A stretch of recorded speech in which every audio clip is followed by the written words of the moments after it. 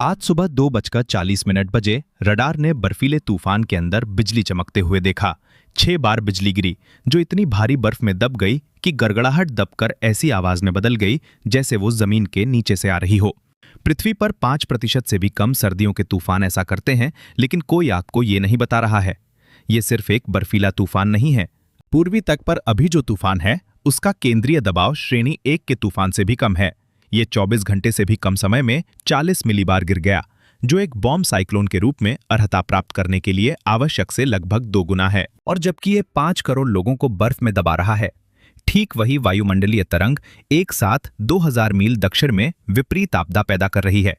इस पर मेरे साथ बने रहें, क्योंकि अंत तक आप समझ जाएंगे कि एक ही सोमवार की सुबह एक ही देश में 550 आपातकालीन अलर्ट क्यों बज रहे हैं। अगर ये आपको पसंद आया है तो सब्सक्राइब करें, ताकि आप आगे क्या आता है उसे ना चूकें। एक टिप्पणी करके बताएं कि आप अभी कहां से देख रहे हैं और क्या ये भयानक तूफान आपको प्रभावित कर रहा है। और अगर आप स्काईलैब को बढ़ने में मदद करना चाहते हैं तो इसे साझा करें। आप ही कारण हैं कि हम ये सब जारी रख सकते हैं। तो चलिए शुरुआत पर वापस चलते हैं। सुबह 2 बजे बर्फ की दीवार के अंदर 6 बार बिजली गिरी। इसे थंडर स्नो कहते हैं। और आज रात इस तूफान में सो रहे अधिकांश लोग इसे कभी नहीं सुनेंगे, क्योंकि बर्फ प्रकृति में सबसे अच्छे ध्वनि अवशोषक सामग्रियों में से एक है। बर्फ के क्रिस्टल और फंसी हुई हवा की जेबें गड़गड़ाहट को निगल जाती हैं। जैसे एक गद्देदार कमरा एक चीख को निगल जाता है, वैसे ही बिजली की तेज कड़कड़ाहट एक धीमी परेशान करने वाली गड़गड़ाहट में बदल जाती है, जो ऐसा लगता है जैसे जमीन के नीचे से आ रही हो। लेकिन ये वहां है, और इसका मतलब है कि इस तूफान ने एक ऐसी सीमा पार कर ली है जिसके पास अधिकांश तूफान कभी नहीं पहुंचते। उस समय केंद्रीय दबाव लगभग 973 मिलीबार दर्ज किया गया, जिसकी पुष्टि बोस्टन से नेशनल वेदर सर्विस के मेसो विश्लेषण ने की। अब जिसे भी इस संख्या के बारे में संदर्भ चाहिए वो ये है, श्रेणी 1 का तूफान 980 मिलीबार से शुरू होता है। ये नॉरीस्टर, ये तथाकथित सामान्य सर्दियों का तूफान, एक कमजोर तूफान से भी नीचे है। ये 24 घंटे से भी कम समय में लगभग 40 मिलीबार गिर गया, जिसे मौसम विज्ञानी बॉम्ब साइक्लोन कहते हैं।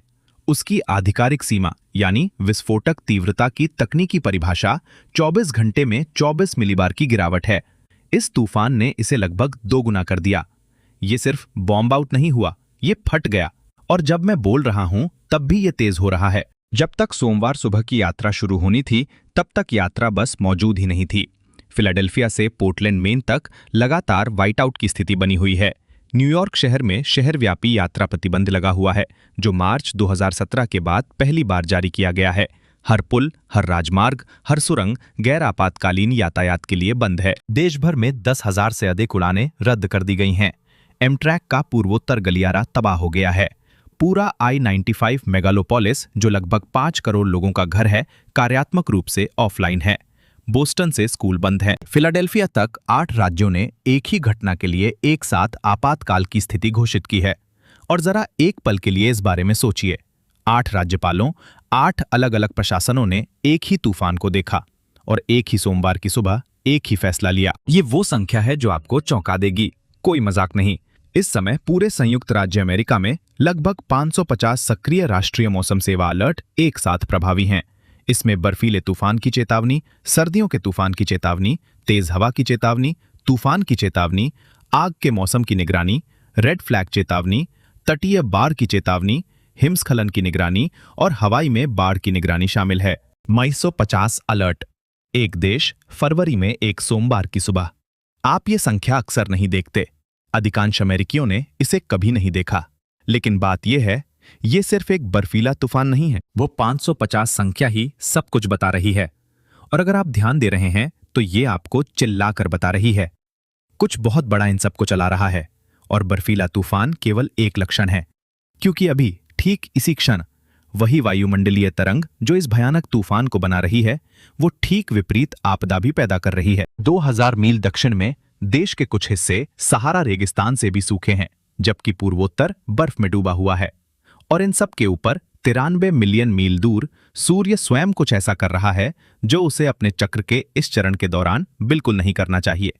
तो आखिर यहाँ क्या हो रहा है? चलिए इस बात से शुरू करते हैं कि ये तूफान एक राक्षस कैसे बन गए। और मैं आपसे वादा करता हूं कि कहानी यहां से और भी अजीब होती जाएगी। हर विनाशकारी तूफान की एक जीवनी होती है, और ये 20 फरवरी 2026 को चुपचाप शुरू होता है, जब एक शॉर्ट वेव ट्रफ, मूल रूप से जेट स्ट्रीम में एक मोर, कैलिफोर्निया तट पर पहुंचता है। मौसम कार्यालय के बाहर कोई भी इसे नोटिस नहीं करता, कोई इसके बारे में ट्वीट नहीं करता। ये 21 तारीख को रॉकीज को पार करता है, हाई प्लेन्स में कुछ हल्की भुला देने वाली बर्फ गिराता है और हर कोई अपने दिन में व्यस्त हो जाता है। इस बीच एक स्थिर फ्रंट दक्षिण पूर्वी संयुक्त राज्य अमेरिका में एक भरी हुई स्प्रिंग की तरह फैला हुआ है, बस वही बैठा है, किसी चीज के ट्रिगर खींचने का इंतजार कर रहा है। शॉर्टवेव उस फ्रंट तक पहुंचता है और अचानक सभी घटक अपनी जगह पर आ जाते हैं। 22 फरवरी की सुबह उत्तरी कैरोलिना तट से दूर एक नया सतही निम्न दबाव बनता है, जिसकी शुरुआत 1009 मिलीबार के दबाव से होती है। 30 घंटों में ये उन मिलीबारों में से 37 खो देगा। ये सामान्य तीव्रता नहीं है, ये एक ऐसा तूफान है जो वायुमंडल को निगल रहा है। और याद रखें, ये सब 4 दिन पहले कैलिफोर्निया के ऊपर जेट स्ट्रीम में एक मामूली लहर के रूप में शुरू हुआ था। वही लहर, वही गड़बड़ी पहले से ही पूरे महाद्वीप में फैल रही थी और जो होने वाला है उसकी ओर बढ़ रही थी। यही कारण है कि ये इतनी तेजी से तीव्र हुआ। इसका कारण चरम सीमाओं का टकराव है। एक तरफ आपके पास एक अत्यधिक ठंडी आर्कटिक वायु राशि है जो गर्त के साथ दक्षिण की ओर बढ़ रही है, और दूसरी तरफ आपके पास गर्म गल्फ स्ट्रीम का पानी है। पूर्वी तट से ठीक दूर निचली वायुमंडल में गर्मी और नमी भर रहा है, जैसे एक इंजन में जेट ईंधन। जहां ये दोनों वायु राशियां एक दूसरे से टकराती हैं, वायुमंडल मूल रूप से खुद को चीर देता है और निम्न दबाव प्रणाली उस विनाश पर पनपती है जैसे एक टरबाइन नदी पर पनपती है। मौसम विज्ञानी इस प्रक्रिया को बैरोक्लिनिक अस्थिरता कहते हैं, जिसका तकनीकी अर्थ ये है कि वायुमंडल एक बड़े तापमान असंतुलन को बराबर करने की कोशिश कर रहा है और तूफान वो मशीन है जिसे वो ये काम करने के लिए बनाता है। तापमान का अंतर जितना अधिक होगा, मशीन उतनी ही शक्तिशाली होगी। 22 फरवरी को ये अंतर बहुत बड़ा था। जैसे जैसे ये नॉरीस्टर गहराता गया, इसने कुछ ऐसा किया जो आप सर्दियों के तूफान में लगभग कभी नहीं देखते। इसने उपग्रह इमेजरी पर एक आंख जैसी विशेषता विकसित की, एक गर्म कोर संरचना जिसे आप आमतौर पर तूफानों से जोड़ते हैं, न कि बर्फीले तूफानों से। ये अत्यधिक तीव्रता का एक संकेत है, और जब मौसम पूर्वानुमान केंद्र ने इसे देखा तो उन्होंने आवधिक तूफान सारांश बुलेटिन जारी करके प्रतिक्रिया दी। 23 फरवरी को 3 यूटीसी से शुरू होकर ये एक ऐसा कदम है जिसे वे साल की सबसे महत्वपूर्ण मौसम घटनाओं के लिए ही आरक्षित रखते हैं। और यहाँ एक विवरण है जो आपको बताता है कि मौसम विज्ञान समुदाय इसे कितनी गंभीरता से ले रहा था इसके आने से पहले भी। बिलॉक्सी, मिसिसिपी में किस्लर एयरफोर्स बेस से 53वीं वेदर रिकॉनेसेंस स्क्वाड्रन, जिसे हरिकेन हंटर्स के नाम से जाना जाता है, को 21 फरवरी को इस प्रणाली में उड़ान भरने और डेटा एकत्र करने के लिए तैनात किया गया था। वे नॉरिस्टर में उड़ान नहीं भरते, ये उनका काम नहीं है। उन्हें इस काम पर लगाया गया था। ये चिंता के स्तर के बारे में सब कुछ बताता है। विकिपीडिया पर पहले से ही द ब्लिजर्ड ऑफ 2026 शीर्षक से एक लेख है, और तूफान अभी खत्म भी नहीं हुआ है। राष्ट्रीय मौसम सेवा ने न्यूयॉर्क शहर के लिए बर्फीले तूफान की चेतावनी जारी की, जो 2017 के बाद पहली बार था, बोस्टन के लिए 2022 के बाद पहली बार, फिलाडेल्फिया के लिए 2016 के बाद पहली बार। जब NWS एक साथ 3 बड़े शहरों के लिए बर्फीले तूफान की चेतावनी जारी करता है तो ये सामान्य नहीं होता, ये इतिहास होता है। और ये सब कैलिफोर्निया तट से उत्पन्न हुई उस एक वायुमंडलीय लहर से जुड़ा है जो अब पूर्वी तट पर कहर बरपा रही है। लेकिन यहाँ वो हिस्सा है जो शाम की खबरों में नहीं आता। इस तूफान से आपको मिलने वाली बर्फ की मात्रा एक अदृश्य वायुमंडलीय विशेषता में 5 मील के बदलाव के आधार पर 10 इंच या उससे अधिक बदल सकती है। और वो विशेषता अभी तूफान के अंदर काम कर रही है। ये तय कर रही है कि किसका दिन खराब होगा और कौन बर्फ में दब जाएगा। हर बड़े नॉरीस्टर के अंदर एक ऐसा क्षेत्र होता है जहां अभिसारी वायुधाराएं टकराती हैं और असाधारण दक्षता के साथ नमी को बाहर निकालती हैं। मौसम विज्ञानी इसे विरूपण क्षेत्र कहते हैं, और आप इसे तूफान की बर्फ फैक्ट्री मान सकते हैं। वर्षा की तीव्र पट्टियां, वे मेसोस्केल बर्फ की पट्टियां जिन्हें आप रडार पर सफेद और लाल रंग के चमकीले रिबन के रूप में देखते हैं, बेतरतीब ढंग से बिखरी हुई नहीं होती। वे इस क्षेत्र की ज्यामिति द्वारा व्यवस्थित होती हैं, जो तूफान की अपनी आंतरिक वास्तुकला द्वारा आकार लेती हैं। वे ही कारण हैं कि एक शहर में 1 फुट बर्फ गिरती है और उसका 5 मील दूर पड़ोसी 2.5 फुट बर्फ में दब जाता है। वही तूफान, वही घंटा, वो पट्टी उन पर नहीं बल्कि आप पर केंद्रित हो गई। इस घटना की अधिकांश कवरेज में ये बात छूट रही है। सबसे भारी बर्फ पट्टी की स्थिति में सिर्फ 5 मील का पार्श्व बदलाव पड़ोसी शहरों में 15 इंच और 30-50 इंच के बीच का अंतर पैदा कर सकता है। यह मेसोस्केल रूले की समस्या है और यह सबसे विस्मयकारी है। यहाँ तक कि अत्याधुनिक मौसम मॉडल जो सुपर कंप्यूटर पर चलते हैं भी कुछ घंटों से अधिक पहले ये तय करने में संघर्ष करते हैं कि ये पट्टियां कहां स्थिर होंगी। बोस्टन के मौसम विज्ञानी डेव एप्स्टीन ने 23 तारीख की सुबह इसे पूरी तरह से कहा, जब उन्होंने अपने दर्शकों से बस इतना कहा, आश्चर्य की उम्मीद करें। उनके पूर्वानुमान मानचित्र पर सफेद क्षेत्र, वो क्षेत्र जहां 2 फुट या उससे अधिक बर्फ जमा हो सकती थी, हर मॉडल रन के साथ बदल रहा था। और याद रखें, उस बर्फ का हर इंच उसी वायुमंडलीय लहर द्वारा उत्पन्न हो रहा था जिसे हम कैलिफोर्निया से ट्रैक कर रहे हैं। इन पट्टियों के अंदर अभी पुष्टि की जा रही बर्फबारी की दर रोड आइलैंड और दक्षिण पूर्वी मैसाचुसेट्स में प्रति घंटे 2 से 3 इंच है। ये वो ऊपरी सीमा है जो नॉरीस्टर शारीरिक रूप से उत्पन्न कर सकते हैं। प्रति घंटे 3 इंच की दर से एक खड़ी कार लगभग 4 घंटे में पूरी तरह से दब सकती है। ये अनुमान या सबसे खराब स्थिति के परिदृश्य नहीं है। ये वास्तविक समय में एक ऐसे तूफान के अंदर मापी गई देखी गई दरें हैं जो अभी भी मजबूत हो रहा है। उस गति से जमीन गायब हो जाती है, सड़कें पहचानने योग्य नहीं रहती, हल साथ नहीं दे पाते और बर्फ बस आती रहती है। अब थंडर स्नो पर वापस आते हैं, क्योंकि इसके बारे में कुछ ऐसा है जिसका लगभग कोई उल्लेख नहीं करता। बर्फीले तूफान के अंदर बिजली गिरना असंभव लगता है। सर्दियों की हवा आमतौर पर उस तरह के हिंसक ऊपर की ओर उठने वाले प्रवाह के लिए बहुत स्थिर होती है जो विद्युत आवेशों को अलग करते हैं। लेकिन जब कोई तूफान इतना शक्तिशाली होता है तो सामान्य नियम धरे रह जाते हैं। गल्फ स्ट्रीम निचले स्तरों पर गर्म नम हवा डाल रही है, जबकि ऊपर से ठंडी आर्कटिक हवा बह रही है, और वो ऊर्ध्वाधर विपरीतता वैसे ही अस्थिरता पैदा करती है जैसी आप गर्मियों के तूफानों में देखते हैं, सिवाय इसके कि पूरा वातावरण जमे हुए बर्फ के क्रिस्टल और ग्रोपल छोटे बर्फ के गोले से भरा होता है जो बादल के अंदर टकराकर आवेश बनाते हैं, जब तक कि उनके पास बाहर जाने के अलावा कोई रास्ता नहीं बचता। इस तरह आपको सुबह 2:40 बजे बर्फीले तूफान के अंदर बिजली गिरती हुई मिलती है। और यहाँ वो विवरण है जो इसे जितना लगता है उससे कहीं अधिक चिंताजनक बनाता है। गरज के साथ बर्फबारी वाली बिजली में सकारात्मक ध्रुवीयता की ओर असंगत प्रवृत्ति होती है। सकारात्मक बिजली सामान्य नकारात्मक बिजली की तुलना में कहीं अधिक ऊर्जा वहन करती है, संभावित रूप से एक बर्फीले तूफान में चरम धारा का 10 गुना। शून्य दृश्यता और 60 मील प्रति घंटे की हवाओं के साथ बिजली के तार से टकराने वाली सकारात्मक बिजली सिर्फ नाटकीय नहीं है, ये उस तरह से विनाशकारी है जिस तरह से सामान्य सर्दियों की बिजली नहीं होती। ये वो इंजन है जो 2026 के बर्फीले तूफान को चला रहा है। एक बर्फ की फैक्ट्री जो अधिकतम उत्पादन पर चल रही है, देश के सबसे घनी आबादी वाले गलियारे पर जमी हुई है, अपने ही बिजली ग्रिड पर बिजली गिरा रही है, और इसके द्वारा उत्पन्न संख्याएं इस तूफान को अमेरिकी इतिहास के सबसे खराब बर्फीले तूफानों की श्रेणी में ला रही हैं। जब मैं इसे रिकॉर्ड कर रहा हूं तब भी संख्याएं बढ़ रही हैं, लेकिन 23 फरवरी की सुबह के मध्य तक हम जो जानते हैं वो ये है, फ्रीहोल्ड न्यू जर्सी में 22.2 इंच बर्फ दर्ज की गई है और ये अभी भी गिर रही है।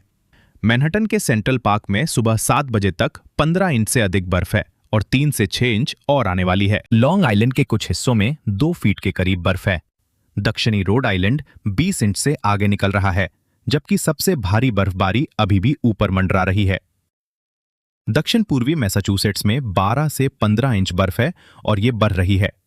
जब ये तूफान आखिरकार खत्म हो जाएगा तो मिड अटलांटिक से न्यू इंग्लैंड तक 1 से 2 फीट बर्फ की एक व्यापक परत जमीन को ढक लेगी। कुछ जगहों पर आसानी से 2 फीट से अधिक बर्फ होगी। ये सब उसी वायुमंडलीय तरंग द्वारा लाई गई है।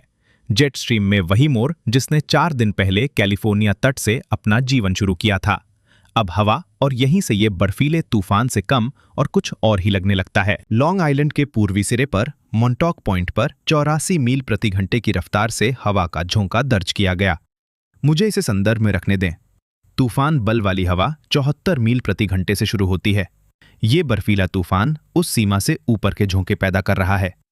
केप कॉड पर चैथम में 73 मील प्रति घंटे की रफ्तार दर्ज की गई, जो आधिकारिक तूफान वर्गीकरण से सिर्फ 1 मील प्रति घंटा कम है। बोस्टन में 60 मील प्रति घंटे से कम के झोंके देखे गए। 84 मील प्रति घंटे पर आप श्रेणी 1 के तूफान के बराबर संरचनात्मक क्षति की संभावना की बात कर रहे हैं, सिवाय इसके कि प्रक्षेपित तार के पत्ते और आंगन का फर्नीचर नहीं है। वे 20 इंच गीली भारी बर्फ से लदी पेड़ की शाखाएं हैं और वे बिजली के तारों को फाड़ रही हैं। लॉन्ग आइलैंड से मेन तक बिजली कटौती चौंकाने वाली है। सुबह 9 बजे तक 585,000 से अधिक ग्राहक अंधेरे में बैठे हैं और ये संख्या हर घंटे बढ़ रही है। मैसाचुसेट्स में लगभग 239,000 बिजली के बिना हैं। न्यू जर्सी में 135,000 हैं। मैसाचुसेट्स के सिचुएट शहर ने अपने पूरे बिजली ग्रिड का लगभग आधा हिस्सा खो दिया है। ह्यूमरॉक पड़ोस पूरी तरह से अंधेरे में है। वहां के आपातकालीन प्रबंधन ने एक चेतावनी जारी की है जो प्रभावित क्षेत्र में किसी को भी परेशान कर सकती है। उपयोगिता कंपनियां तब तक बहाली शुरू नहीं करेंगी जब तक कि लगातार हवाएं 35 मील प्रति घंटे से नीचे न गिर जाएं। कुछ क्षेत्रों में वे कहते हैं कई दिनों तक बिजली नहीं हो सकती है। और याद रखें, आज रात तापमान हिमांक से काफी नीचे गिर जाएगा। बिजली नहीं मतलब 2 फीट बर्फ के नीचे दबे घर में कोई गर्मी नहीं, जहां हवा का ठंडापन शून्य के करीब पहुंच रहा है। ये असुविधा नहीं है, ये एक अस्तित्व की समस्या है।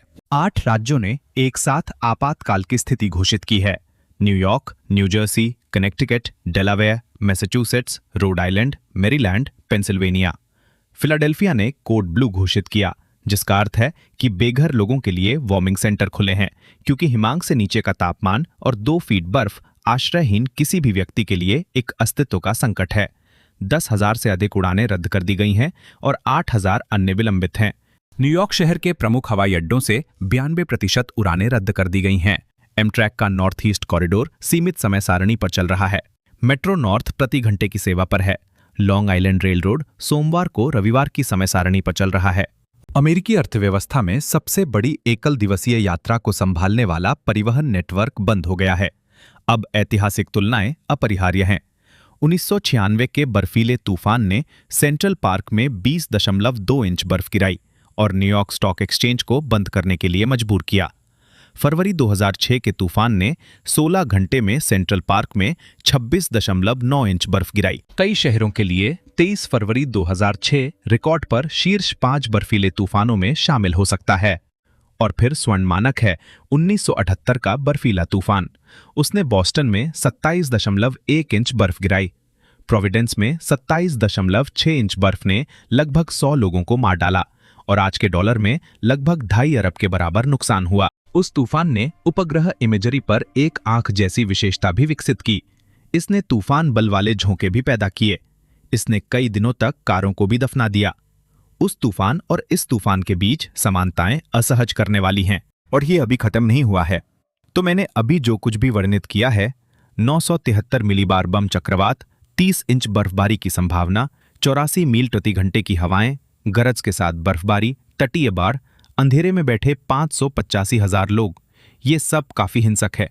लेकिन ठीक उसी समय एक और तूफान आ रहा है। आप इसे देख नहीं सकते, आप इसे महसूस नहीं कर सकते। आपको कभी पता नहीं चलेगा कि ये वहां था जब तक कोई आपको ना बताए।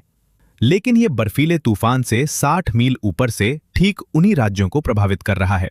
और उस तूफान का स्रोत एक ऐसा सूर्य है जो पूरी तरह और अकथनीय रूप से शांत हो गया है। जबकि सतह पर 585,000 लोग हवा और बर्फ के कारण बिजली खो रहे हैं, एक पूरी तरह से अलग विद्युत चुंबकीय गड़बड़ी ऊपर से उसी भौगोलिक क्षेत्र में टकरा रही है।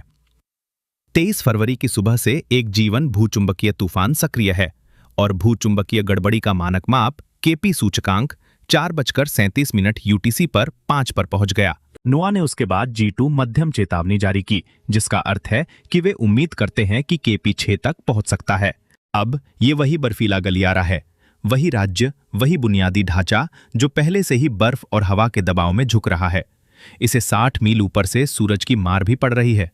2 तूफान, एक ही आसमान, और ज्यादातर लोगों को पता भी नहीं है कि दूसरा तूफान आ रहा है। ये विशेष भूचुंबकीय तूफान किसी सौर ज्वाला या उन नाटकीय कोरोनल मास इजेक्शन से नहीं आ रहा है जिन्हें आप ऑनलाइन वायरल क्लिप्स में देखते हैं। ये कोरोनल होल नामक एक चीज से आ रहा है जो सूर्य पर एक ऐसा क्षेत्र है जहां चुंबकीय क्षेत्र रेखाएं खुली हुई हैं, जैसे एक खिड़की खुली छोड़ दी गई हो, जिससे प्लाज्मा अंतरिक्ष में स्वतंत्र रूप से प्रवाहित हो सके। उस छेद से निकलने वाली सौर हवा वर्तमान में 684 किलोमीटर प्रति सेकंड की गति से पृथ्वी तक पहुंच रही है। सामान्य सौर हवा लगभग 300 से 400 किलोमीटर प्रति सेकंड की गति से चलती है, इसलिए ये धारा सामान्य गति से लगभग दोगुनी है और ये कई घंटों से चल रही है। ये भूचुंबकीय तूफान दृश्यमान अरोरा उत्पन्न करेगा या नहीं, ये एक तकनीकी चर पर निर्भर करता है जिसे बीजेड घटक बीजेड कंपोनेंट कहा जाता है, और मैं इसे सरल रखूंगा। अंतर्ग्रहीय चुंबकीय क्षेत्र की उत्तर दक्षिण दिशा होती है। जब ये दक्षिण की ओर इंगित करता है तो ये एक द्वार खोलने जैसा होता है। सौर पवन ऊर्जा सीधे मैग्नेटोस्फीयर में प्रवेश करती है, ऊपरी वायुमंडल को रोशन करती है और आपको अरोरा दिखाई देता है। 23 फरवरी को वो बीजेड घटक बीजेड कंपोनेंट +8 और -10 नैनोटेस्ला के बीच झिलमिला रहा है, जिसका मतलब है कि गेट बार बार खुलता और बंद होता रहता है। हर बार जब ये खुलता है तो अरोरा को एक मौका मिलता है। यहाँ वो विडंबना है जो इस विशेष संगम को इतना निराशाजनक बनाती है। G2 परिस्थितियों में अरोरा सैद्धांतिक रूप से न्यूयॉर्क जितना दक्षिण तक भी दिखाई दे सकता है, विस्कॉन्सिन और वॉशिंगटन राज्य। लेकिन उत्तरी राज्यों में जहां ये वास्तव में दिखाई देगा, मैन, मिशिगन, उत्तरी न्यू इंग्लैंड बर्फीले तूफान के बादलों से ढके हुए हैं। मैग्नेटोस्फीयर ठीक उसी गलियारे के ऊपर हिल रहा है जो आसमान नहीं देख सकता। एक ही समय में एक ही भौगोलिक क्षेत्र में दो तूफान, एक बर्फ, हवा और बिजली से बना है, दूसरा 93 मिलियन मील दूर एक तारे से निकले आवेशित कणों से बना है। और न तो एक को दूसरे के अस्तित्व का पता है, लेकिन हम जानते हैं कि हम अपने उपकरणों पर दोनों को देख सकते हैं। और यही जागरूकता इस दिन को इतिहास के लगभग किसी भी अन्य दिन से अलग बनाती है। क्योंकि बात यह है, जब सोमवार शाम को नॉरीस्टर हट जाएगा और आसमान पश्चिम से पूर्व की ओर साफ होने लगेगा, तो एक वास्तविक अवसर होगा। यदि बादल छटने पर कोरोनल होल की धारा अभी भी सक्रिय है, तो सोमवार रात लगभग 10 बजे से मंगलवार सुबह 4 बजे के बीच उत्तरी मिशिगन, आंतरिक मेन, एडिरोंडेक्स और उत्तरी वर्मोंट के लोग जिन स्थानों पर अभी अभी 6 से 12 इंच बर्फ गिरी है, ऊपर देखकर एक जमे हुए सफेद दुनिया पर अरोरा को चमकते हुए देख सकते हैं। और ये हमें इस पूरे दिन के सबसे अजीब मोड़ पर लाता है। वो सूरज जो इस भूचुंबकीय तूफान को चला रहा है, वो खाली हो गया है, पूरी तरह खाली, जबकि ये उसके 11 साल के चक्र के सबसे सक्रिय अवधियों में से एक होना चाहिए। यदि आप 2026 के 20 और 21 फरवरी की नासा की सोलर डायनेमिक्स ऑब्जर्वेटरी की इमेजरी देखते, तो आपको कुछ ऐसा दिखाई देता जिसका कोई मतलब नहीं बनता। सूर्य के 3 अलग अलग दृश्य, कोरोना, चुंबकीय क्षेत्र का नक्शा, अत्यधिक पराबैंगनी, और वे सभी एक ही चीज दिखाते हैं, कुछ भी नहीं। कोई चमकीले सक्रिय क्षेत्र नहीं, कोई उल्लेखनीय सनस्पॉट नहीं, कोई महत्वपूर्ण चुंबकीय सांद्रता नहीं।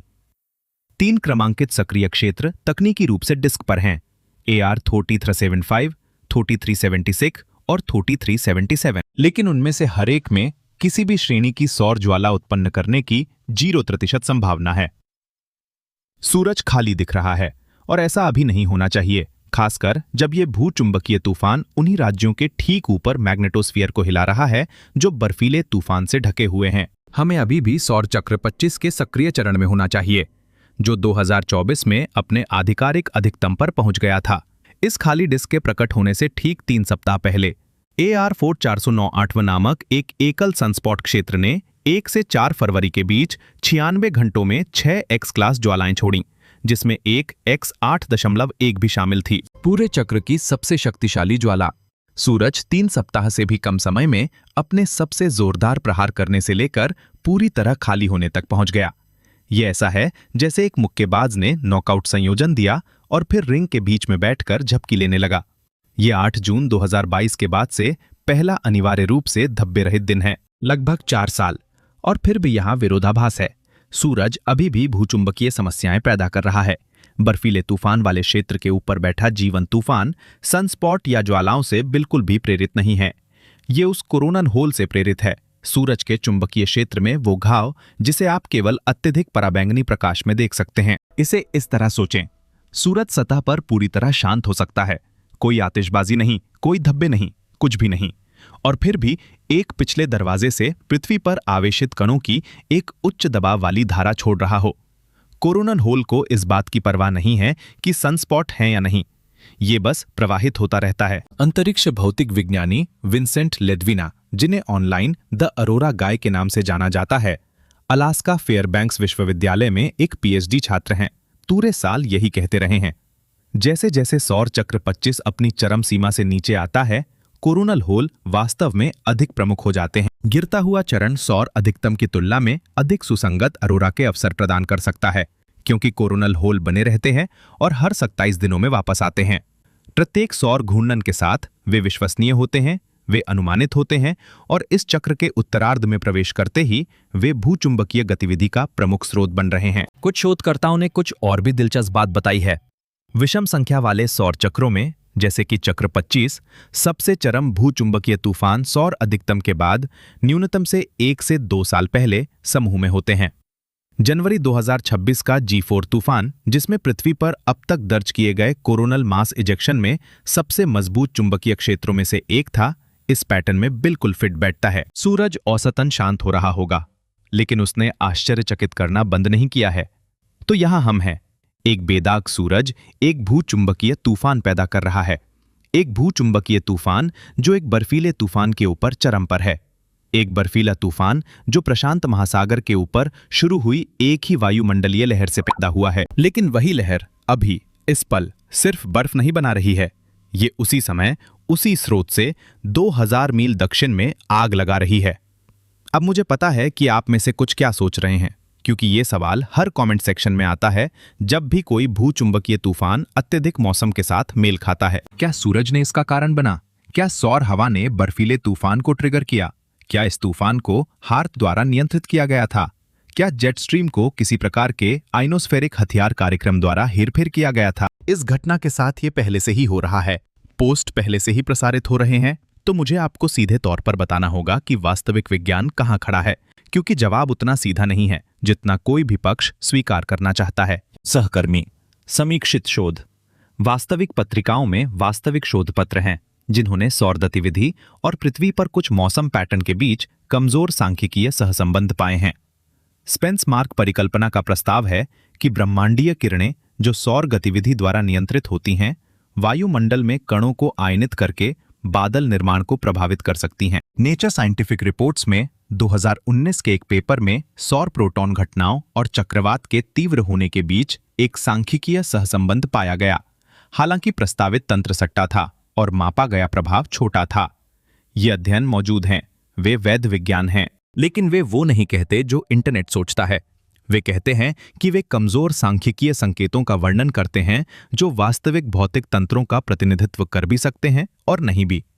वे सौर हवा को बर्फीले तूफानों से जोड़ने वाला कोई निर्णायक सबूत नहीं है, बिल्कुल भी नहीं। हम विश्वास के साथ ये कह सकते हैं 23 फरवरी को होने वाला G1 भूचुंबकीय तूफान एक coronal hole high speed stream द्वारा संचालित होता है, जो सतह से लगभग 60 मील ऊपर मैग्नेटोस्फीयर के साथ बातचीत करता है। उसी दिन होने वाला बम चक्रवात बैरोक्लिनिक अस्थिरता, आर्कटिक हवा और ट्रोपोस्फियर में गल्फ स्ट्रीम की गर्मी के टकराव से संचालित होता है, जो लगभग 7 मील ऊपर तक पहुंचता है। ये पूरी तरह से अलग भौतिकी पर चलने वाली अलग अलग प्रणालियां हैं। तूफान के निर्माण के लिए प्रासंगिक समय सीमा पर ट्रोपोस्फियर को इस बात की परवाह नहीं है कि मैग्नेटोस्फीयर क्या कर रहा है। और हार्प के पहलू पर मुझे सीधे बात करने दें। हार्प अलास्का में एक आयनोस्फेरिक अनुसंधान सुविधा है। इसकी कुल ऊर्जा उत्पादन एक घरेलू माइक्रोवेव अवन के बराबर है। एक नॉर ईस्टर प्रति घंटे कई परमाणु विस्फोटों के बराबर ऊर्जा छोड़ता है। गणित काम नहीं करता, बिल्कुल भी नहीं। इस बर्फीले तूफान को चलाने वाली गतिकी, बैरोक्लाइनिक अस्थिरता, गल्फ स्ट्रीम नमी का प्रवाह, ऊपरी स्तर के गर्त की बातचीत पाठ्यपुस्तक के प्राकृतिक प्रक्रियाएं हैं जिन्हें आधी सदी से समझा गया है। लेकिन यहां उचित निष्कर्ष है और ये वो हिस्सा है जो मायने रखता है।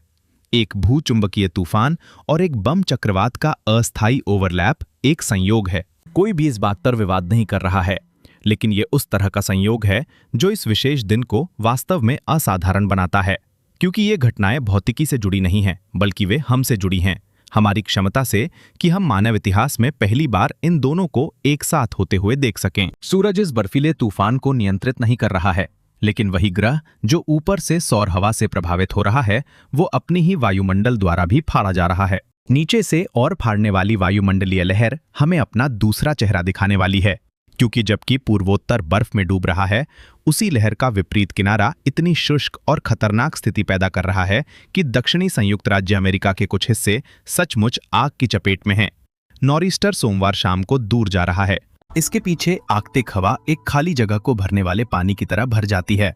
हवा की ठंडक शून्य से नीचे गिर जाती है, लेकिन 24 घंटे से अधिक समय में पहली बार आसमान साफ होने लगता है। पूर्वोत्तर और ऊपरी मिडवेस्ट में पश्चिम से पूर्व की ओर बादल के आवरण में दरारों से तारे दिखाई देने लगते हैं। और यहीं पर भूचुंबकीय तूफान और बर्फीले तूफान को एक साथ अपना अंतिम कार्य करना है। अंतरिक्ष भौतिकी में एक अच्छी तरह से प्रलेखित पैटर्न है जिसे रसल मैकफॉरन प्रभाव कहा जाता है और यहाँ इसका संक्षिप्त संस्करण है। भूचुंबकीय गतिविधि मार्च और सितंबर में विषुवों के पास चरम पर होती है, क्योंकि उस समय पृथ्वी का चुंबकीय द्विध्रुव सौर हवा के प्रवाह के साथ कैसे संरेखित होता है। ज्यामिति मूल रूप से गेट को अधिक बार खोल देती है। 23 फरवरी मार्च विषुव से ठीक 4 सप्ताह पहले है। हम मौसमी वृद्धि की अवधि में प्रवेश कर रहे हैं, जिसका अर्थ है कि अभी पृथ्वी से टकराने वाली कोरोनल होल स्ट्रीम वसंत भूचुंबकीय मौसम के शुरुआती किनारे पर है। यदि यही कोरोनल होल 27 दिनों में एक पूर्ण सौर घूर्णन में वापस घूमता है तो ये मार्च के अंत में विषुव के चरम पर पृथ्वी से फिर से टकरा सकता है, मैग्नेटोस्फीयर में और भी मजबूत युग्मन के साथ। सोमवार को लगभग रात 10 बजे पूर्वी समय और मंगलवार को सुबह 4 बजे के बीच यदि वह कोरोनल होल स्ट्रीम अभी भी पंप कर रही है और बीजेड घटक दक्षिण की ओर इंगित रहता है, G1 या G2 स्थितियां रात भर बनी रह सकती हैं। उत्तरी मिशिगन, आंतरिक मेन, एडिरोंडैक्स, उत्तरी वर्मोंट के निवासी और न्यू हैम्पशायर के व्हाइट माउंटेन्स, ये सभी क्षेत्र जहां अभी अभी एक ऐतिहासिक बर्फीले तूफान से 6 से 12 इंच बर्फ गिरी है, संभावित रूप से साफ आसमान में ऊपर देख सकते हैं और एक सफेद दुनिया पर अरोरा देख सकते हैं। ये सबसे दुर्लभ दृश्य संयोजनों में से एक होगा। प्रकृति में बर्फ एक विशाल परावर्तक के रूप में कार्य करती है। हरे और बैंगनी प्रकाश को ऊपर की ओर उछालती है, एक चमक पैदा करती है जिससे ऐसा लगता है जैसे जमीन खुद चमकदार है। जिन फोटोग्राफरों ने बर्फ पर अरोरा को कैद किया है वे इसे कुछ ऐसा बताते हैं जो वास्तविक नहीं लगता। पूर्वोत्तर संयुक्त राज्य अमेरिका में बर्फीले तूफान के बाद बर्फ पर महत्वपूर्ण अरोरा के दिखने का अंतिम व्यापक रूप से प्रलेखित उदाहरण वास्तव में निर्धारित करना मुश्किल है। ये 2003 के हेलोवीन भूचुंबकीय तूफानों के दौरान हुआ होगा, लेकिन एक ऐतिहासिक नॉरिस्टर से 2 फीट ताजी बर्फीली बर्फ पर G2 अरोरा का प्रदर्शन एक पीढ़ी में एक बार मिलने वाली तस्वीर है। अगर यह अब होता भी है तो ईमानदारी से कहूं तो ये शायद किसी नाटकीय तरीके से नहीं होगा। इन अक्षांशों पर G1 अरोरा अक्सर धुंधला होता है, जो अक्सर केवल लंबी एक्सपोजर कैमरे से ही दिखाई देता है। हसद तूफान से बची हुई बादल परतें पर्याप्त तेजी से साफ नहीं हो सकती हैं, लेकिन संभावना, ये ज्ञान कि मैग्नेटोस्फीयर बादलों के ऊपर सक्रिय है, कि द्वार थोड़ा खुला है, कि बर्फ इंतजार कर रही है, यही इस दिन को एक खराब मौसम की घटना से कुछ ऐसा बना देता है जिसके बारे में आप लोगों को सालों बाद बतातेंगे। और जब हम दबे हुए पूर्वोत्तर पर साफ आसमान की कल्पना कर रहे हैं, इस देश का एक हिस्सा ऐसा भी है जिसने हफ्तों से कोई महत्वपूर्ण बादल नहीं देखा है और वो जल रहा है, जबकि 2 फीट बर्फ न्यू जर्सी को दफन कर रही है। टेक्सास पैनहैंडल में सापेक्ष आर्द्रता 8% है। इस संख्या को एक पल के लिए ठहरने दें। दक्षिणी कोलोराडो में 9% है। फ्लोरिडा में 20 से 25% चल रहा है। सहारा रेगिस्तान, वास्तविक सहारा में औसतन लगभग 25% आर्द्रता होती है। संयुक्त राज्य अमेरिका के कुछ हिस्से अभी आज उसी सोमवार की सुबह, जब पूर्वोत्तर को जिंदा दफनाया जा रहा है, पृथ्वी के सबसे बड़े रेगिस्तान से भी सूखे हैं। रेड फ्लैग चेतावनी, जो राष्ट्रीय मौसम सेवा द्वारा जारी की जाने वाली सबसे गंभीर आग मौसम अलर्ट है, पूरे फ्लोरिडा राज्य और दक्षिणी मैदानों में सक्रिय हैं। और ये आग का खतरा बर्फीले तूफान से अलग कहानी नहीं है, ये ठीक उसी का दूसरा उत्पाद है। टेक्सास पैनहैंडल में उसी वायुमंडलीय तरंग ने 2 बड़ी जंगल की आग का कारण बनी। लेवेंडर फायर 18,000 एकड़ से अधिक और 8 बॉल फायर 13,000 एकड़ से अधिक। उन्होंने कल ही लगभग 32,000 एकड़ संयुक्त रूप से जलने के बाद पूरी तरह से नियंत्रण पा लिया। लेकिन ओक्लाहोमा में सीमा पार रेंजर रोड फायर ने 283,000 एकड़ जमीन को जला दिया है और केवल 15% ही नियंत्रित है। ये 1/4 मिलियन एकड़ की आग है जो उसी समय जल रही है जब राष्ट्रीय मीडिया टाइम स्क्वायर में बर्फ के ढेर को कवर कर रहा है। बिजली कंपनी एक्सेल एनर्जी ने 18 फरवरी को 1 दर्जन से अधिक पैनहैंडल काउंटियों में 15,000 ग्राहकों की बिजली एहतियाती तौर पर काट दी। ये इसलिए नहीं था कि कुछ टूट गया था, बल्कि इसलिए कि बिजली लाइनों को खुद जंगल की आग लगने का खतरा माना गया था। हवा के झोंके 70 मील प्रति घंटे की रफ्तार से चल रहे थे, वही गति जो केप कॉड को प्रभावित कर रही थी। सिवाय इसके कि बर्फ बनाने के बजाय वे सूखे घास के मैदानों को भट्टी में बदल रहे थे। फ्लोरिडा में भी स्थिति उतनी ही चिंताजनक है। राज्य का 95% से अधिक हिस्सा कम से कम मध्यम सूखे की चपेट में है।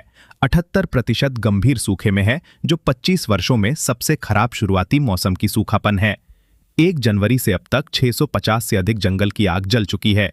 लेक ओकीचोबी के पास फर्स्ट पॉइंट फायर ने 2 दिनों में 8,600 एकड़ में तेजी से फैल गई। निवासियों ने इस दृश्य को प्रलय जैसा बताया। अब गवर्नर डिसेंटिस ने आपातकाल की स्थिति घोषित कर दी। आपातकालीन आग प्रतिबंध अब 67 में से 34 काउंटियों को कवर करते हैं। यहाँ वो संबंध है जो इसे सीधे बर्फीले तूफान से जोड़ता है, और ये कोई रूपक नहीं है। नॉरिस्टर के पीछे चल रहा ठंडा मोर्चा रविवार को फ्लोरिडा से गुजरा।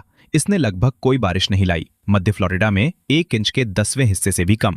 फिर उस मोर्चे के पीछे की शुष्क आर्कटिक हवा टकराई, ओस बिंदु किशोरों में गिर गए। हवाएं 40 और 50 मील प्रति घंटे की रफ्तार से चली। राष्ट्रीय मौसम सेवा ने 22 और 23 तारीख के लिए रेड फ्लैग चेतावनी जारी की।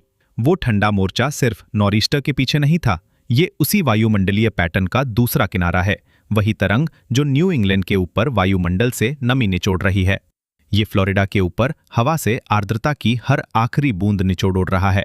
एक तरफ बर्फ, दूसरी तरफ आग, और ये कोई अटकलबाजी नहीं है। जब एक ही पैटर्न इतना शक्तिशाली होता है तो वायुमंडल ऐसे ही काम करता है। कल्पना कीजिए कि आप सीधे ऊपर से वायुमंडल को देख सकते हैं, जैसे अंतरिक्ष से मौसम का नक्शा देखना। आपको जेट स्ट्रीम में एक विशाल गिरावट दिखाई देगी। पूर्वी संयुक्त राज्य अमेरिका के ऊपर एक गर्त लटका हुआ। उस गर्त के पूर्वी तरफ जेट आर्कटिक हवा को दक्षिण की ओर खींच रहा है। गर्म गल्फ स्ट्रीम नमी के साथ सीधी टक्कर में, वो टक्कर नॉरिस्टर है। उसी गर्त के पश्चिमी तरफ जेट उत्तर की ओर झुक रहा है, एक रिज बना रहा है जो अनिवार्य रूप से डूबती, संपीड़ित, सूखने वाली हवा का एक गुंबद है। वो देश के दक्षिणी हिस्से पर खुद को स्थापित करता है। वो गुंबद आग का मौसम है। दोनों आपदाएं, एक ही तरंग, एक ही दिन, एक ही भौतिकी। ये कोई असामान्य घटना नहीं है। महाद्वीपीय पैमाने पर वायुमंडल ऐसे ही काम करता है। हर गर्त एक अनुप्रवाह कटक बनाता है। हर बड़े पूर्वी तट के बर्फीले तूफान के दक्षिण और पश्चिम में कहीं न कहीं बढ़ी हुई गर्मी, सूखापन और हवा का एक क्षेत्र होता है। लेकिन 23 फरवरी 2026 को विरोधाभास का पैमाना वास्तव में उल्लेखनीय है।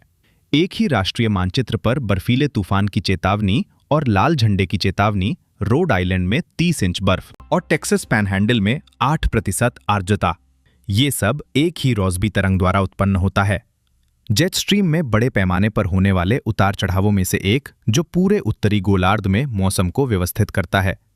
इस एक गर्त की महाद्वीप भर की यात्रा का पता लगाएं और आप एक ऐसी आपदा की पूरी जीवनी देख सकते हैं जो लगातार अपना रूप बदलती रहती है। ये कैलिफोर्निया तट पर एक छोटी तरंग के रूप में शुरू हुआ।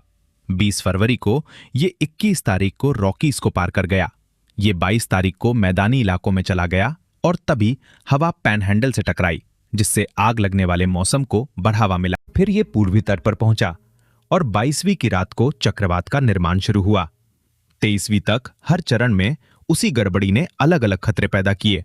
रॉकीज में हल्की बर्फबारी, फिर मैदानी इलाकों में आग लगने वाला मौसम, फिर तट पर 973 मिलीबार का एक बम चक्रवात। एक गड़बड़ी, 3 अलग अलग आपदाएं, 3 अलग अलग क्षेत्र, 4 दिन। अब उन 550 अलर्ट्स को फिर से देखें और आप पूरी श्रृंखला पढ़ सकते हैं। 174 छोटे शिल्पसलाह हैं, 21 बर्फीले तूफान की चेतावनी है जिन्हें अत्यधिक गंभीरता का दर्जा दिया गया है। 40 से अधिक शीतकालीन तूफान की चेतावनी है, 55 शीतकालीन मौसम सलाह है, 45 तूफानी हवा की चेतावनी है, 14 अपतटीय तूफान की चेतावनी है। फिर आप लाल झंडे की चेतावनी जोड़ते हैं, आग लगने वाले मौसम की निगरानी, तटीय बाढ़ की चेतावनी, हिमस्खलन की निगरानी और हवाई में वो बाढ़ की निगरानी पूरी तरह से एक अलग प्रणाली से हैं। वायुमंडलीय खतरे की हर श्रेणी जिसे राष्ट्रीय मौसम सेवा जारी करने में सक्षम है, उसी दिन सक्रिय है।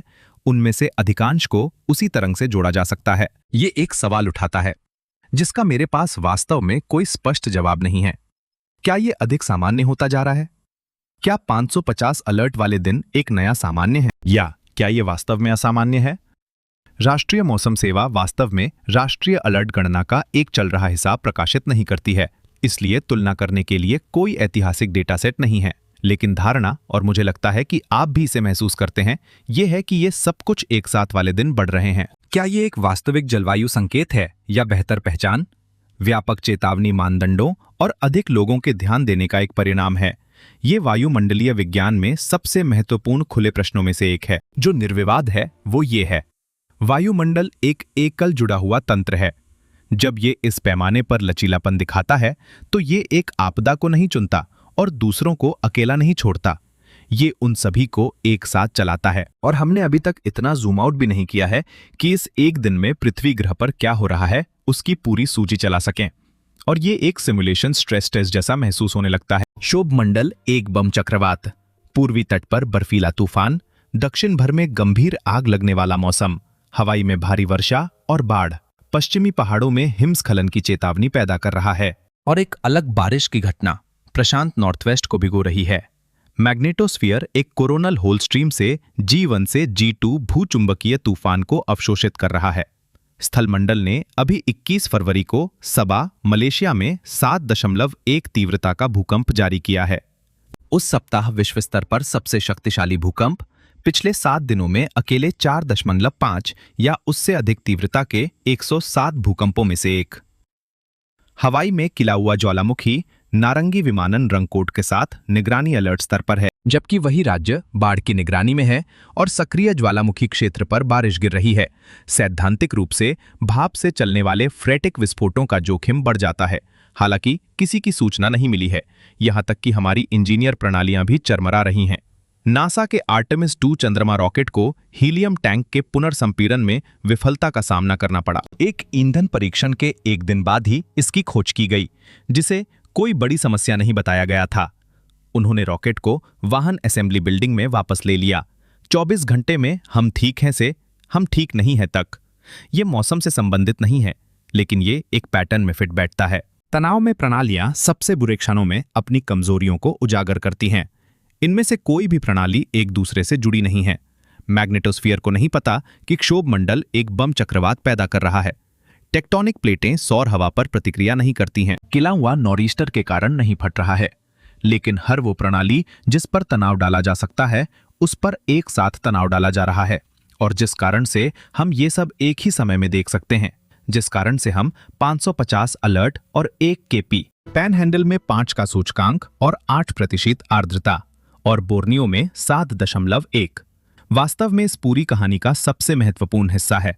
और ये हमें कुछ ऐसा बताता है जो बर्फीले तूफान और भूचुंबकीय तूफान को इस तरह से जोड़ता है जो बिल्कुल भी प्रतीकात्मक नहीं है। ये भौतिक है, ये अभी हो रहा है, और इसमें आपका पावर ग्रिड शामिल है। हवा और बर्फ के कारण 585,000 ग्राहक बिजली के बिना हैं। बिजली कंपनियां चेतावनी दे रही हैं कि बहाली तब तक शुरू नहीं हो सकती जब तक हवा की गति 35 मील प्रति घंटे से कम न हो जाए, और कुछ इलाकों में कई दिनों तक अंधेरा रहने की आशंका है। तापमान के हिमांक से नीचे गिरने के साथ ये एक स्थलीय संकट है, लेकिन उसी ग्रिड पर तनाव की एक दूसरी परत भी है जिसके बारे में लगभग कोई बात नहीं कर रहा है, और ये बर्फीले तूफान और भूचुंबकीय तूफान को इस तरह से जोड़ता है जिसके वास्तविक व्यवहारिक परिणाम होते हैं। जब मैग्नेटोस्फीयर उच्च सौर हवा से बाधित होता है तो पृथ्वी की सतह पर उतार चढ़ाव वाले चुंबकीय क्षेत्र विद्युत धाराओं को प्रेरित करते हैं। लंबे कंडक्टरों, बिजली पारेषण लाइनों, पाइपलाइनों, समुद्र के नीचे की केबलों में।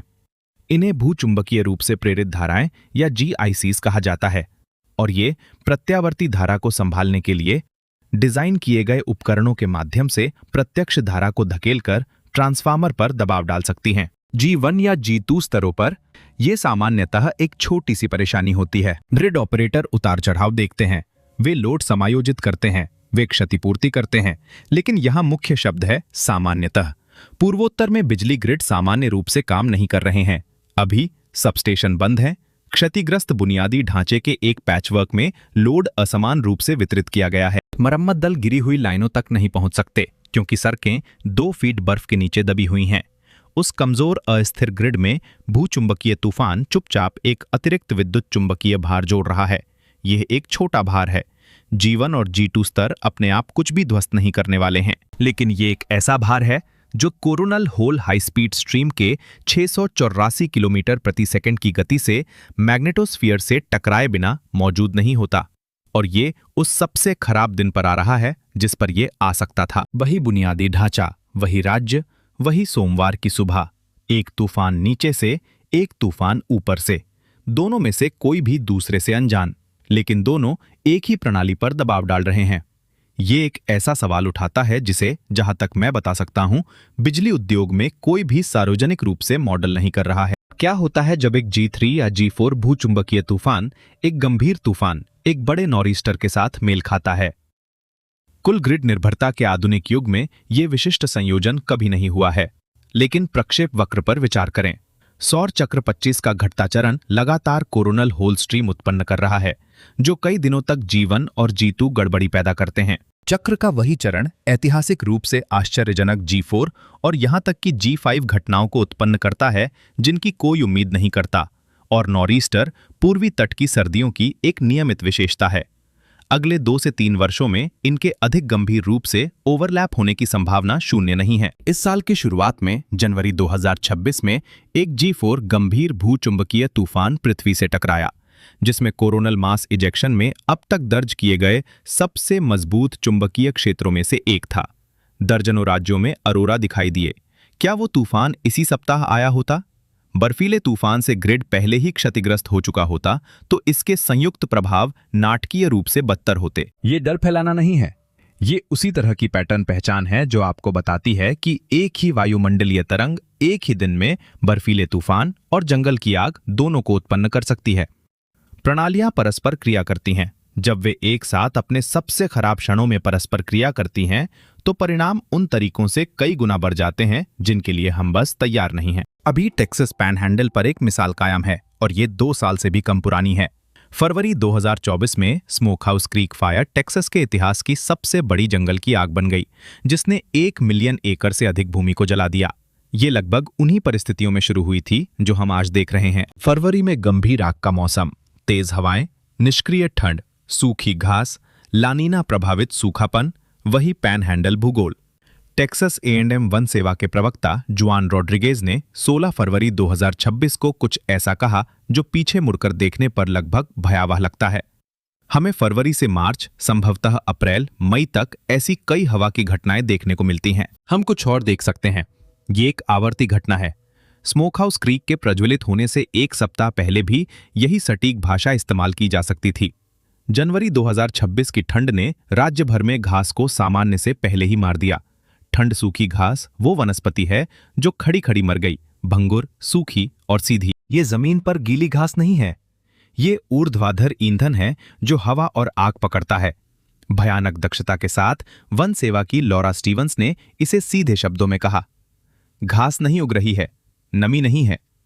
राष्ट्रीय अंतर एजेंसी अग्नि केंद्र ने वसंत ऋतु तक पश्चिमी टेक्सास और पैनहैंडल में सामान्य से अधिक महत्वपूर्ण आग की संभावना का अनुमान लगाया है। कृषि आयुक्त सिड मिलर ने 18 फरवरी को एक कृषि आपातकाल घोषित किया, क्योंकि ये आग सिर्फ घास नहीं जला रही हैं, वे खेत, पशुधन संचालन और कृषि बुनियादी ढांचे को जला रहे हैं, जिन्हें फिर से बनाने में वर्षों लगेंगे। टेक्सास पैनहैंडल, फ्लोरिडा, पूर्वी तट, वे सभी अभी एक ही वायुमंडलीय घटना के भीतर जी रहे हैं। अलग अलग लक्षण, एक ही बीमारी। प्रशांत महासागर के ऊपर 4 दिन पहले पैदा हुई वही लहर एक तरफ बर्फ और दूसरी तरफ आग पैदा कर रही है। और जेट स्ट्रीम में वो एक लहर ही कारण है कि एक ही सोमवार की सुबह एक ही देश में एक साथ 550 अलर्ट बज रहे हैं। भाग 14, ये जुड़ा हुआ क्यों लगता है? तो सब कुछ एक साथ क्यों हो रहा है? वैज्ञानिक उत्तर स्पष्ट और असंतोषजनक है। ये संयोग है। ट्रोपोस्फियर, मैग्नेटोस्फियर, लिथोस्फियर, हीलियोस्फियर, ये सभी प्रणालियां स्वतंत्र भौतिकी पर काम करती हैं। नॉर्'ईस्टर अरोरा के बारे में नहीं जानता, जंगल की आग बर्फीले तूफान के बारे में नहीं जानती, मलेशिया में भूकंप इनमें से किसी के बारे में नहीं जानता। वे अपने समय मानों पर चलते हैं, अपने नियमों द्वारा शासित होते हैं, बिना किसी महान कंडक्टर के जो उन्हें सिंक्रोनाइज करने के लिए एक छड़ी लहराता हो। लेकिन ये संयोग जैसा नहीं लगता। क्या ऐसा है? और इसका कारण ये है, मनुष्य पैटर्न पहचानने वाली मशीनें हैं। हम ऐसे विकसित हुए क्योंकि हमारे पैतृक वातावरण में खतरों के समूहों को पहचानना जीवित रहने का एक लाभ था। एक साथ आते खतरों का कुछ मतलब होता था। वो सहज प्रवृत्ति जो आपको बताती है कि ये सब जुड़ा हुआ महसूस होता है, उस भावना के बारे में गलत नहीं है। ये बस वास्तविक भौतिकी से मेल नहीं खाता। और जो हम महसूस करते हैं और जो डेटा वास्तव में दिखाता है, उसके बीच का ये तनाव एक ऐसे ग्रह पर एक सचेत प्रजाति होने के बारे में अजीब और आकर्षक चीजों में से एक है, जिसे इस बात की परवाह नहीं है कि हम देख रहे हैं या नहीं। 23 फरवरी 2026 के बारे में जो बात वास्तव में उल्लेखनीय है, वो ये नहीं है कि ये सभी घटनाएं एक साथ हो रही हैं। इस ग्रह के इतिहास में ऐसा शायद सैकड़ों बार पहले भी हो चुका है। ऐसे दिन जब वायुमंडल, सूर्य, टेक्टोनिक प्लेटें और चुंबकीय क्षेत्र सभी एक साथ सक्रिय थे। उल्लेखनीय बात यह है कि हम उन सभी को एक ही समय में देख सकते हैं। ऐसा पहले लगभग कभी नहीं हुआ। 1 सदी पहले इस दिन को पूर्वी तट पर एक खराब तूफान के रूप में अनुभव किया जाता, और कुछ नहीं। न्यू जर्सी में किसी को भी ओक्लाहोमा में रेंजर रोड आग के बारे में पता नहीं होता। फ्लोरिडा में किसी को भी पता नहीं होता कि केपी इंडेक्स 0 यूटीसी पर 5 पर पहुंच गया था। कहीं भी किसी को सबा में 7.1 तीव्रता के भूकंप के बारे में पता नहीं होता। वो 550 अलर्ट की संख्या मौजूद नहीं होती, क्योंकि सेंसर नेटवर्क हमें उन सभी खतरों का पता लगाने की आवश्यकता थी जो अभी तक आविष्कार नहीं हुए थे। हमने ग्रह के लिए एक तंत्रिका तंत्र बनाया है और ये सब कुछ बदल देता है। DSCO, VR और ACE उपग्रह L1 लैग्रेंज बिंदु पर स्थित हैं। पृथ्वी से 10 लाख मील दूर सौर हवा के आने से पहले ही उसकी निगरानी कर रहे हैं। गोस उपग्रह सूर्य को अत्यधिक पराबैंगनी में देखते हैं। डॉपलर रडार संयुक्त राज्य अमेरिका के महाद्वीपीय हिस्से को अतिव्यापी ग्रिडों में कवर करता है। स्वचालित मौसम स्टेशन हर मिनट आर्द्रता, हवा की गति और तापमान की रिपोर्ट करते हैं। निगरानी उपकरण पूरी दुनिया में फैले हुए हैं। हम एक साथ 550 चीजें गलत होते हुए देख सकते हैं, क्योंकि मानव सभ्यता के पूरे इतिहास में पहली बार हमारे पास उन सभी का पता लगाने के लिए उपकरण हैं। ये अभिसरण नया नहीं है। अभिसरण के बारे में हमारी जागरूकता नहीं है, और वो जागरूकता, वो तंत्रिका तंत्र, पूरे ग्रह को एक साथ सक्रिय होते देखने की वो क्षमता, यही वो है जो इस तरह के दिनों को इतना परेशान करने वाला महसूस कराती है। हम अधिक अराजकता का अनुभव नहीं कर रहे हैं, हम बस अंततः ये सब देख पा रहे हैं। ये इस एक दिन की जीवनी है जो अंतिम बार बताई जा रही है। 20 फरवरी 2026 को प्रशांत महासागर के ऊपर उत्पन्न एक लघु तरंग गर्त ने कैलिफोर्निया में दस्तक दी। इसने रॉकीज को पार किया। इसने मैदानी इलाकों में आग लगने वाले मौसम को भड़काया। फिर इसने पूर्वी तट पर 973 मिलीबार का एक बम चक्रवात उत्पन्न किया, जो, जैसा कि आप सुन रहे हैं, 50 मिलियन लोगों को बर्फ के नीचे दबा रहा है। जबकि 93 मिलियन मील दूर एक बेदाग सूर्य पर एक कोरोनल छेद 684 किलोमीटर प्रति सेकंड की गति से मैग्नेटोस्फीयर के माध्यम से प्लाज्मा प्रवाहित कर रहा है, जो समान अक्षांशों पर समान सेंसर को हिला रहा है। बर्फीला तूफान के नीचे दब रहा है। बोर्नियो में टेक्टोनिक प्लेटें खिसक गईं।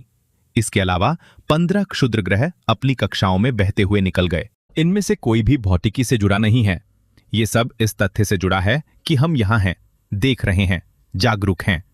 ज्ञात ब्रह्मांड में एकमात्र ग्रह पर जहां कोई ध्यान दे रहा है।